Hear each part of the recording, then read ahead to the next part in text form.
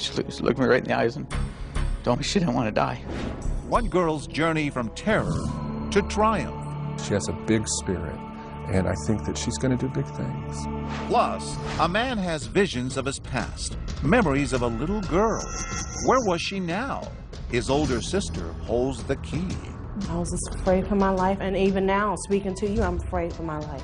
The secret in the closet. And a young mother killed while her toddler watched, and her own mother's surprising decision. I serve an amazing God, Bobby. The power of forgiveness.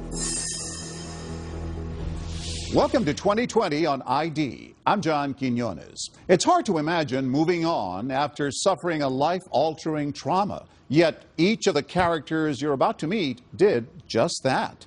First, Brittany Bergeron. Her life was shattered one night when she was just 10 years old. An unspeakable horror ripped away everything she had ever known. But as Juju Chang first reported in 2009, it would also be the start of a life she never could have imagined. Las Vegas, it's known as Sin City, but even the town that glorifies debauchery was shocked by the brutality of a pair of teenagers. They committed a crime so heinous, it made even Vegas weep.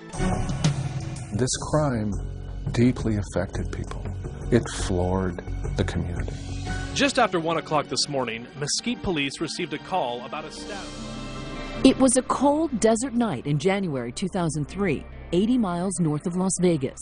10-year-old Brittany Bergeron was left alone in her trailer with her 3-year-old sister Christiana, while her mother was off playing slot machines at the nearby Casablanca Casino.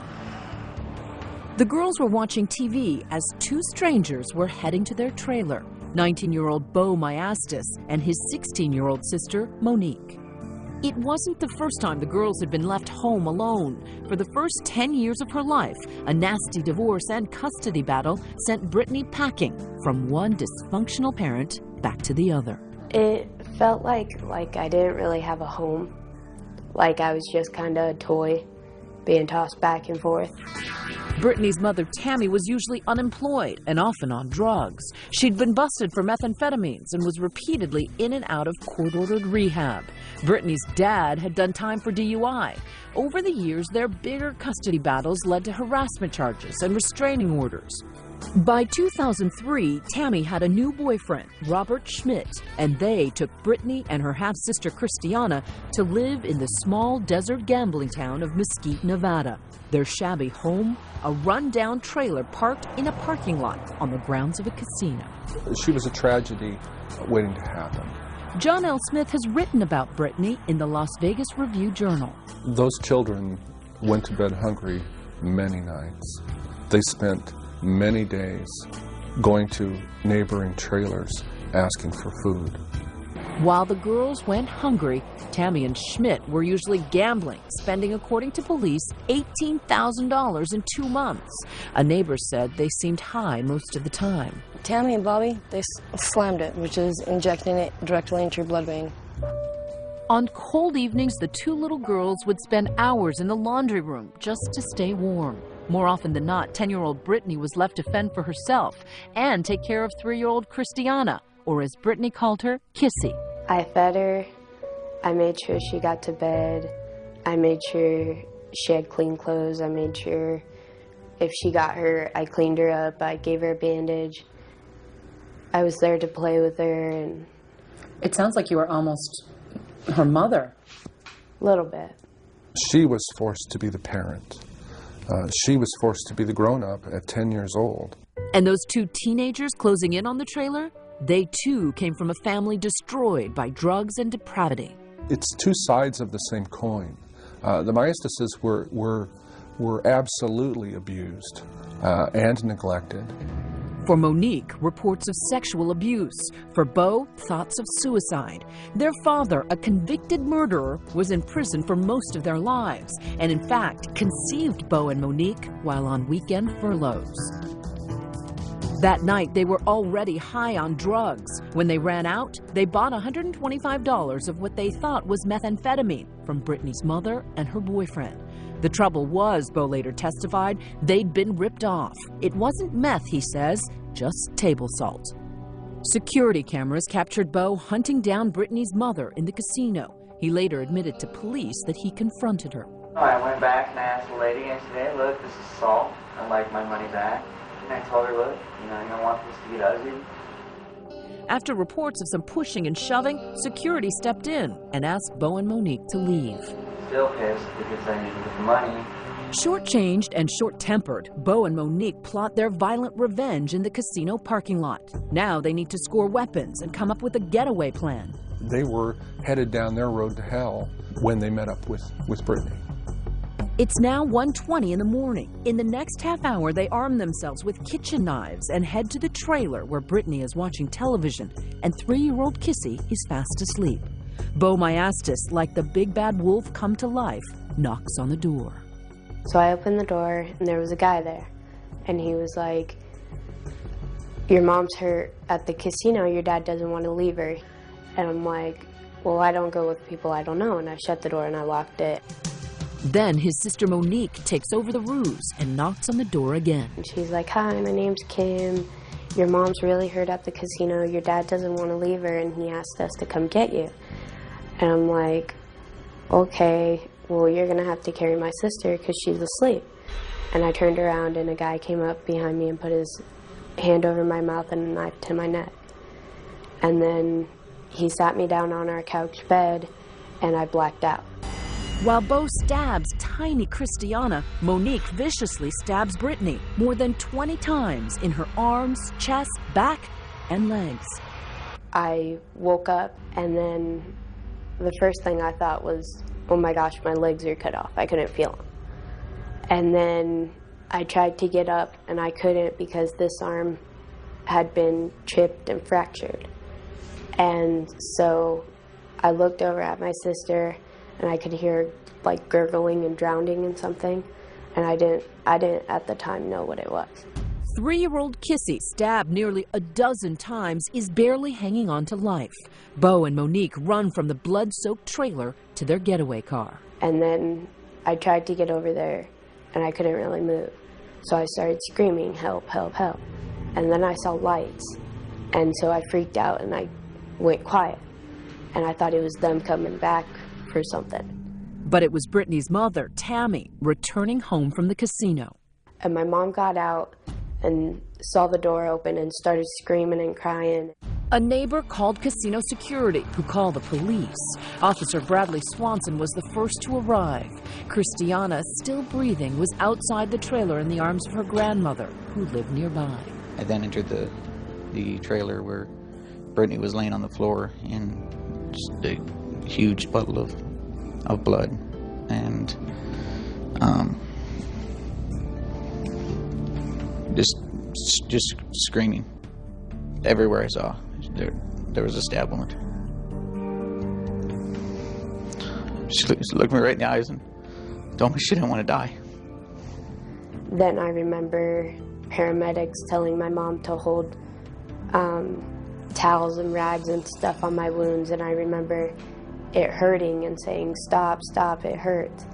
And then I remember seeing my grandma holding my sister, and her foot was kind of hanging off, and she was covered in blood, and they took her first. After that, Brittany remembers an ambulance ride and then the sound of a helicopter. As the chopper rushes her to a Las Vegas trauma center, she still can't feel her legs and remembers being cold and tired. But mostly, she's worried about the fate of her little sister. Their lives in the hands of trauma doctors who are waiting. Coming up, Brittany battles her worst fears. I was afraid that it was going to happen again. That, someone was going to come get me. And across town, a ray of hope. And I told Judy, I said, you'll be getting a call. And sure enough, they called. Stay with us.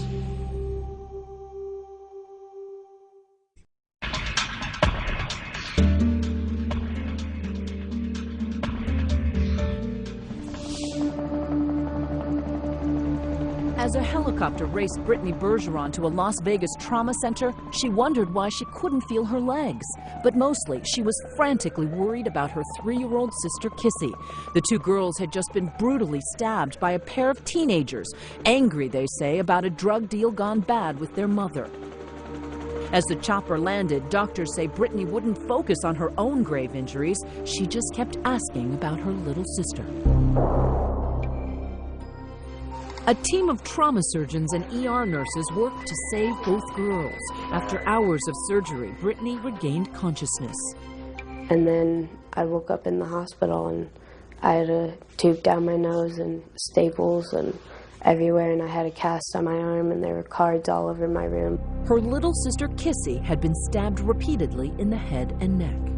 I remember the whole time I was in the hospital, I kept asking, "Where's Kissy? Where's Kissy?" Kissy never made it out of surgery that night. Fearing added shock to Brittany, no one had the heart to tell her. And I remember my mom telling me, "Oh, she's fine, she's in another room." But I remember them being there with me all the time. It didn't take long for Brittany to realize the truth. What were you thinking about when they told you? I was sad, and I wondered why nobody told me. And everybody just kind of kept it away from me. Brittany tried to save her sister. Many of the wounds that she suffered were wounds that were suffered while trying to protect her sister.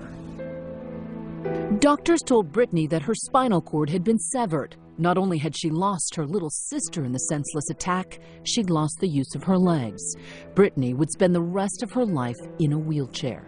Without Kissy for comfort, Brittany had to begin her long road to recovery. It was hard.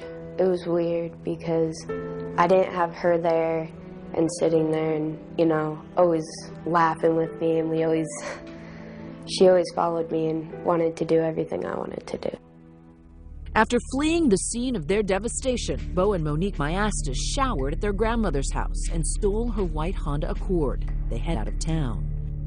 They tossed their bloody clothes off the side of the road and headed north on I-15 from Nevada to Utah.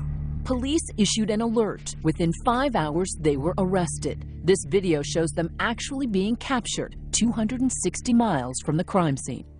Bo quickly confessed. Did you grab the girls? Did you hit them? I didn't hit them, no. I stabbed them, yeah. He tried to shield his little sister, not unlike the way Brittany had fiercely defended hers. He claimed that Monique played no role in the attack, but soon it became clear that the 16-year-old had joined her big brother in the bloodbath. District Court, Clark County, Nevada. It requires you to do a little soul searching, sir. In a Las Vegas criminal court, Bo Myastis faced a jury of his peers 3 years after killing Kissy. Because he'd confessed and pled guilty to murder, the only question the jury would decide was whether he'd be sentenced to death. Our jurors should be the ones who can consider the death penalty. Bo and Monique's older sister, Misty, shed some light as to why the pair might have sought revenge by going after defenseless children. She testified that their parents had once said, if you want to get back at somebody, you get them where it counts. You hurt their kids. Monique also pled guilty. She felt that it was in her best interest to go ahead and take the life with the possibility of parole sentence. The district attorney told jurors that Bo lacked remorse. He even wrote to his sister in a jailhouse letter that he, quote, confessed to slaughtering those little piggies, end quote. Then it was up to the jury. As to Bo Myastis and as to count 4, by virtue of the jury's finding, the death penalty is imposed. With the murderers behind bars, Brittany still struggles to regain her life. Her mother, Tammy, was facing neglect charges and was deemed incompetent by the court to take care of her.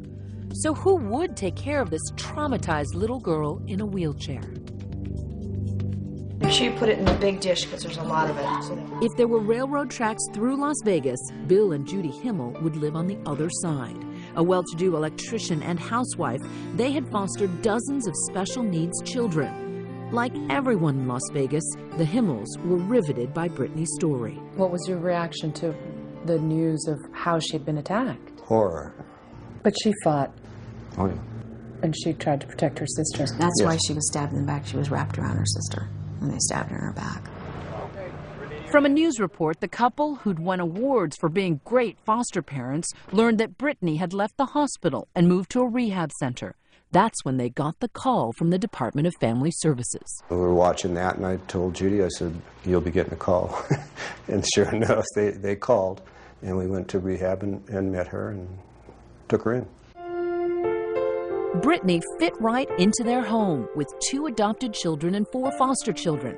But the family included 4 grown biological kids and assorted nephews, nieces, and cousins.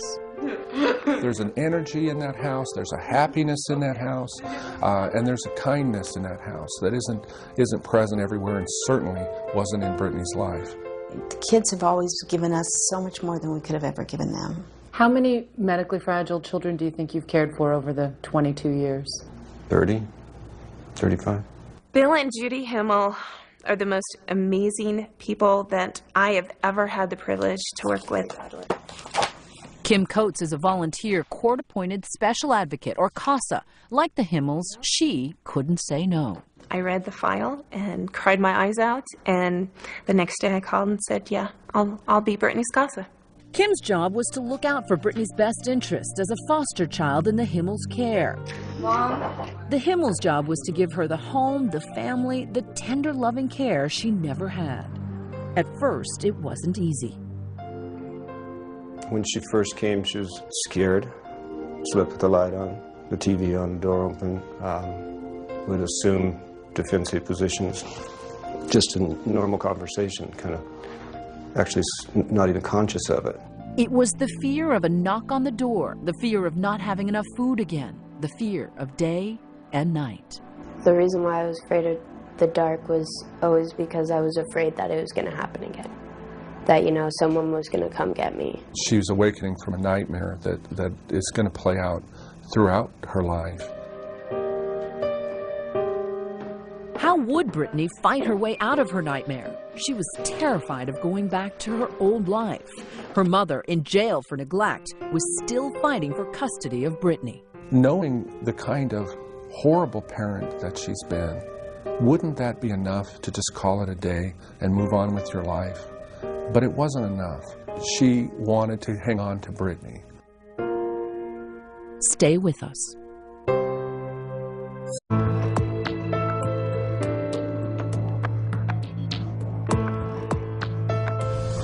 It's been years since the night in 2003 when Brittany and her little sister became the victims of one of the most infamous crimes in Las Vegas. The once scared little girl has become stronger with a quiet confidence. There's a tenacity about Brittany that is really incredible. That's perfect.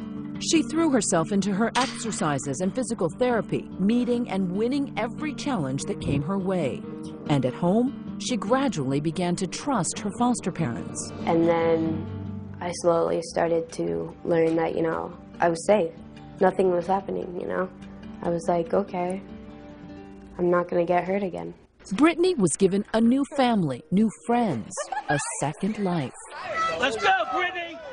So this damaged, frightened child that we were given to take care of, now is this independent, outgoing, spirited young lady that not only do we struggle to keep up with her, I actually think we're riding her coattails. You sound like it's an honor to be Brittany's parents. It is absolutely unique, if nothing else. And she does make us very proud. But there was one thing missing in this warm and trusting family relationship. Brittany was still a foster child. Technically, the Himmels weren't her parents, and the court could take her away. Brittany began writing letters, to no one in particular, and leaving them around the house, hoping Judy and Bill would read them. And the message was? That she wanted to stay here and she wanted to be adopted. Judy and Bill wanted it as badly as Brittany. The problem was that Brittany's biological mother, Tammy, still serving time in jail for child neglect, was fighting the adoption. The bottom line here is that she didn't deserve to keep her. She blew the chance. She blew many chances. So how did that make you feel when she started fighting for your custody and refusing to let you be adopted? It made me kind of mad and made me wonder why she would want to, like, not want me to be happy.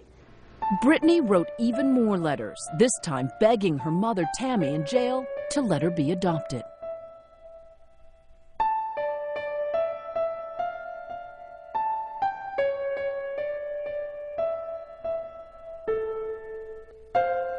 But Tammy wouldn't let go, and the case dragged through the court system for years.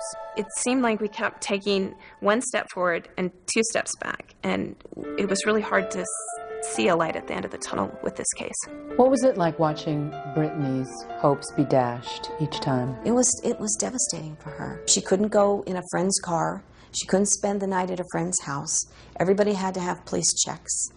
She couldn't just jump in and do anything she wanted to do. She was a foster kid.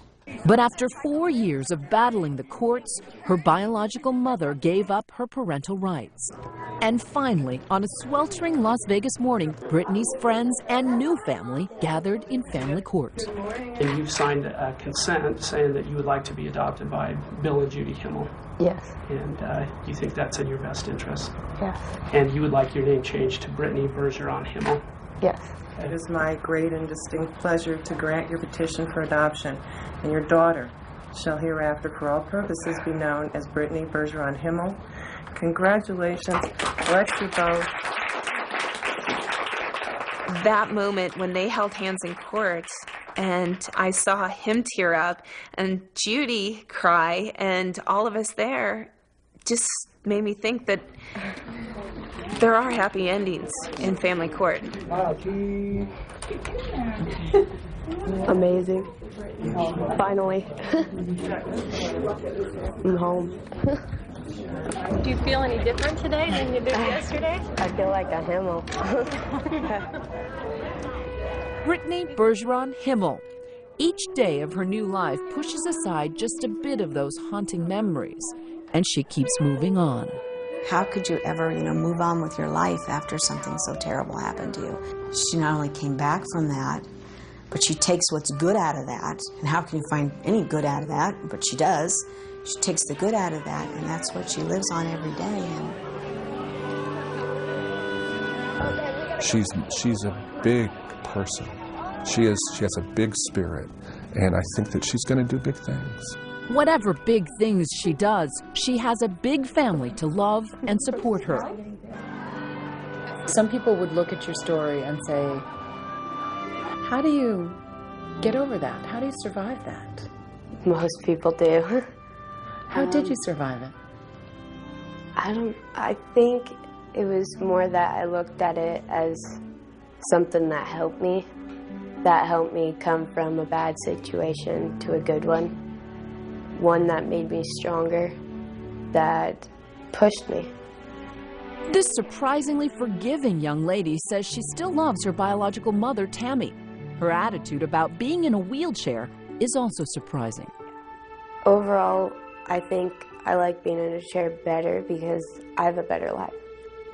Before, I didn't have such a great life, And while she's glad the Maiestases have been justly punished for killing her sister, whom she misses every day, remarkably, she says she's not angry. Am I angry at them? I'm not. In a way, I'm kind of saying thank you because, yeah, it happened in a bad way, but it gave me a great life.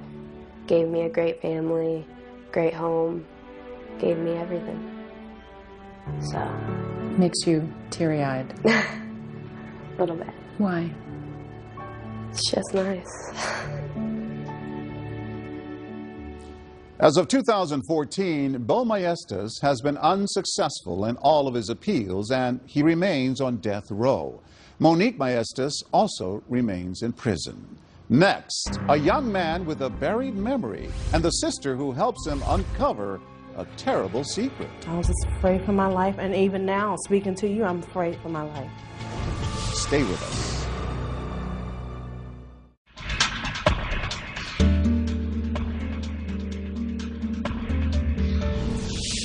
The man you're about to meet was a survivor, but he didn't know it for 20 years. Who was hiding a terrible secret from him, and why? As Jamie Floyd first reported in 2000, in order to move forward, he had to unravel a mystery decades in the making. Andre Carmichael grew up in New York City. As a boy, he was the victim of child abuse he now writes about in a journal. My mother and brother hit me and my sister with belts, hammers, sticks, brooms, anything that she could pick up with her hands. After several complaints of abuse, the city placed Andre and his older sister Sabrina in separate foster homes. The eldest child, Gregory, a teenager, remained with his mother. Over the years, Andre suppressed his early memories. No memories, but he did have visions. I have visions that I had a baby playing with me when I was smaller, but I never knew who was this baby. The visions were sketchy, but they raised questions about his past.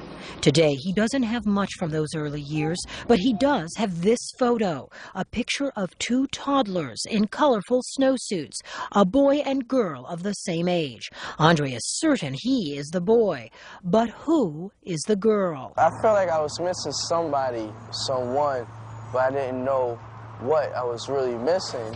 Andre eventually married and started a family of his own. But even as a young man, he was still haunted by the visions. So Andre decided to find out what the visions were all about.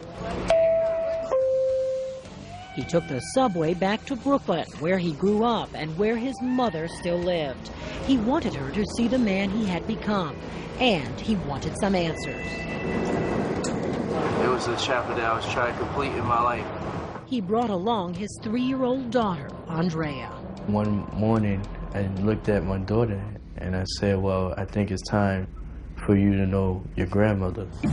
The Brooklyn neighborhood where Andre grew up was a tough place. Madeline Carmichael was a recluse. She locked her apartment door with 6 deadbolts and rarely left. She didn't allow visitors. And according to neighbors, she had only one friend, building super Johanna Rivera.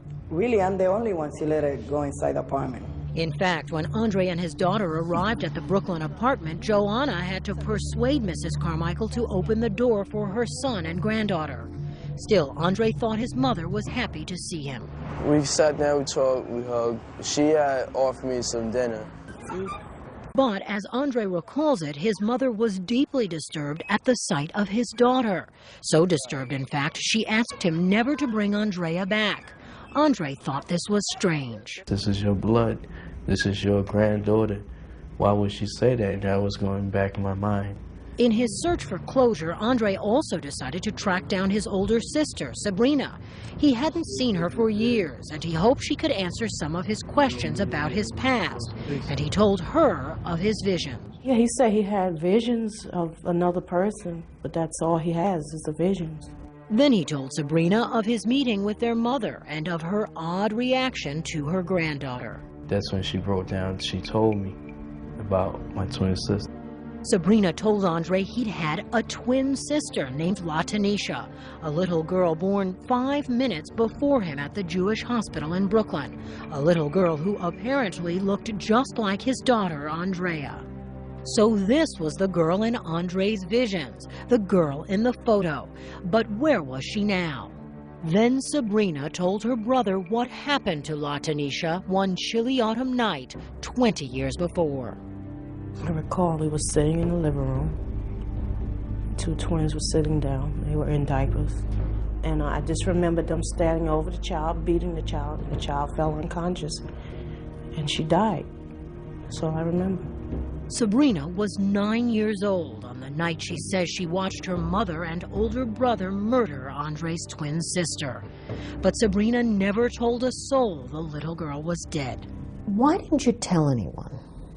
I was just afraid for my life, and even now, speaking to you, I'm afraid for my life. Why? Why? Because these people, you don't know what these people are capable, especially the brother. As I'm talking to you, I don't know if somebody's out there waiting to take my life away from me. I'm scared. The horror of it all was made worse by what she says they did with the body. After they tried to resuscitate her, they got the plastic garbage bags and the mothballs, set the body up, put it in the bag, and then placed it in the trunk and into the closet.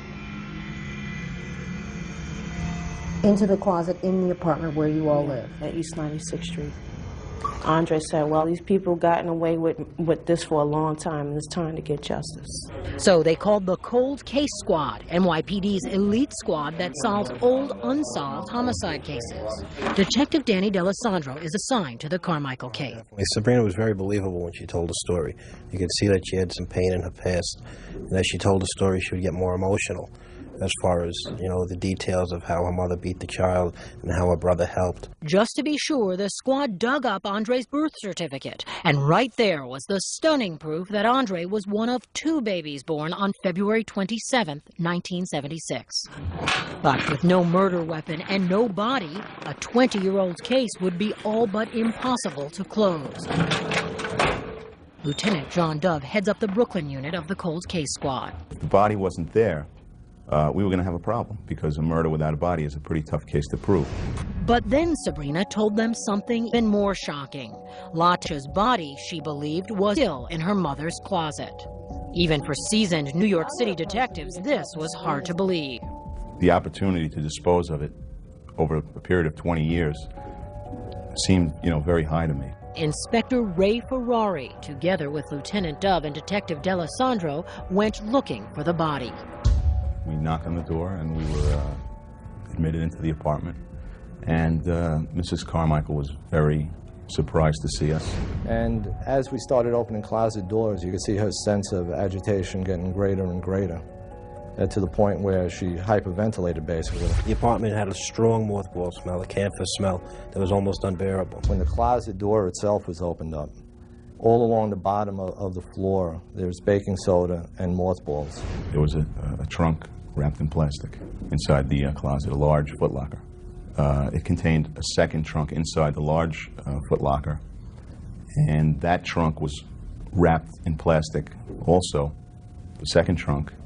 And as we peeled through the layers of plastic and opened the second trunk, there was a newspaper and a blanket, and then the body of the child inside. The newspaper wrapped around the child's remains was dated November 4th, 1979. Come on. Nearly 2 decades after her daughter's death, Madeline Carmichael and her eldest son Gregory were charged with second-degree murder. Neighbors like Spencer Gibson vividly remember a woman haunted by the cries of a child. No, she just said my kids are making noise, because I cut down the noise. And what would you say to her? I don't have no kids here. Johanna Rivera says Carmichael is not crazy. But isn't there a part of you that thinks that only a crazy person could live with that body in that closet for 20 years? I think sometimes people, they do those things like that. They don't have to be crazy. They just want to hide the secret. A secret Andre Carmichael uncovered. Some days he wishes he hadn't.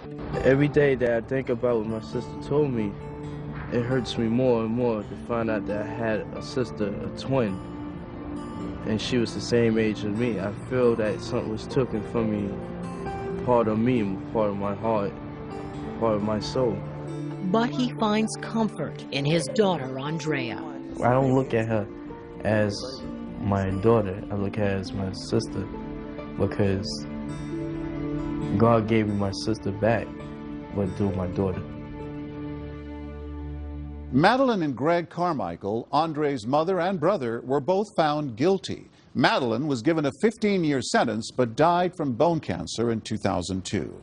Greg was sentenced to 7 years. As for Andre and Sabrina, they held a memorial service for the sister they knew so little about. LaTanisha was finally given a proper funeral. Coming up, a woman murdered in front of her own child. 5'4", 9 months pregnant. You killed her. You murdered her violently. And her grieving mother faces the killer in court. None of this makes sense. I wanted him to look at me. I wanted him to see me. A surprising decision when we return.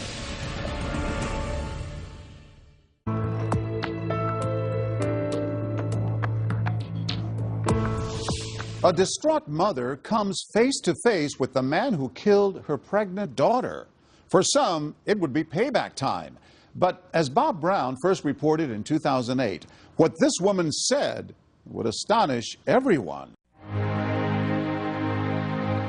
In a Canton, Ohio courtroom, Bobby Cutts Jr., a former police officer, Listen to statements of grief and anger from the family of 26-year-old Jessie Davis, the woman he had been convicted of murdering. Her father and sister were among the speakers. 5'4", 9 months pregnant. Takes a pillow, chokes her out. Whatever you did, you killed her. You murdered her violently. And it disgusts me that you sit there and she's gone. I thought that at some point I might be able to forgive you, but I hate you. I was really angry. It just seemed like he felt no remorse. And I just kept thinking to myself, how can you take someone's life and not feel any amount of guilt for that? How do you function like that? And I was so angry that he just seemed to not care. I don't believe that you're sorry for what you did. Whitney Davis also knew that her mother would speak at the hearing, and that what she planned to say would be a dramatic departure from the tone the other speakers had taken. She told me before Bobby had even been arrested that she was choosing to forgive the person that had done this to Jessie. And she said, I know it's probably hard for you to understand, but it's a decision that I have to make. As we'll see, in what would become an extraordinary moment she feared others might misunderstand, Whitney's mother, Patty Porter, the mother of the murdered woman, stood at the podium. The person before me had told me not to look at him, but I wanted him to look at me. I wanted him to see me. I have had this conversation in my head with you a million times. What hung in the balance here was whether Patty Porter could follow through with an act of forgiveness she believed was necessary to continue with her life. And how she faced that decision is a story with an age-old theme ingrained in many religions, but which seldom reaches the magnitude of what she was asking of herself. Well, the search is on tonight for a missing pregnant woman. And we're then going to walk north. Only a few months before, in June of 2007, with widespread community support, she had been searching desperately for her daughter. Jessie Davis was pregnant and missing from her home in northeastern Ohio. Bobby Cutts Jr. was one of the people who joined the search. He had fathered a son with Davis, and the boy, named Blake, then 2½, had been found alone in the house. You could tell immediately something really horrible had happened there. Did the child tell you anything about what had happened? He just kept repeating that his mommy broke the table and his mommy was crying and his mommy was in the rug. At first, as he participated in the search, Cutts denied any knowledge of the disappearance. Although he had had an affair with Davis, he was married to another woman. Then, after hundreds of people had helped in the search, Cutts changed his story and finally led police to a remote area of a nearby park where he had disposed of the body after wrapping it in a comforter, what his son Blake had mistaken for a rug. By then, the body was too decomposed to determine an exact cause of death, and Cutts claimed the death had been an accident that occurred during an argument when, he said, he elbowed Davis in her throat. Did you believe that? I believe it was an accident. I don't believe anything he said. During the trial, prosecutors said they believed Cutts had committed the murder to avoid paying support for the unborn child Davis had carried nearly to full term, a girl she intended to name Chloe. Cutts was also convicted of the child's death. And now Patty Porter was preparing for an act of forgiveness that some believed should be impossible under such brutal circumstances, not far removed from the time when she had buried her daughter. For most people, forgiveness is at the end of the grief process. Fred Luskin is the director of the Stanford University Forgiveness Projects, one of the few projects of its kind in the world. You feel your grief, you have the wound, you suffer for it. I would like to thank the Lord today for such an amazing daughter. And then, after it's run somewhat of a natural course, then I believe what we are intended to do is let it go and come back to life. Now, if you go through life habitually forgiving everything that is ever done to you, do you risk becoming a doormat? You do.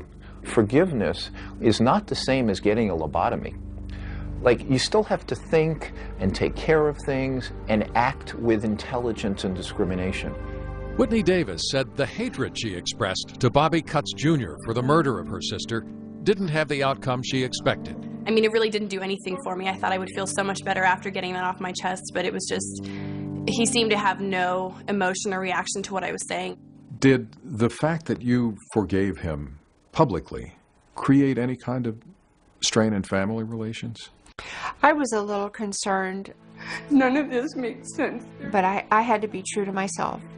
And when Patty Porter finally faced her moment in front of Cutts, she followed through with the decision she had made. I serve an amazing God, Bobby, a God that forgives. And I made up my mind that I would forgive you. Porter had taken responsibility for Blake, the son that Cutts had fathered with her murdered daughter. What's that? And she believed that in an important way, Blake's life was also in the balance. I would have never been able to raise Blake and hate you. And, Your Honor,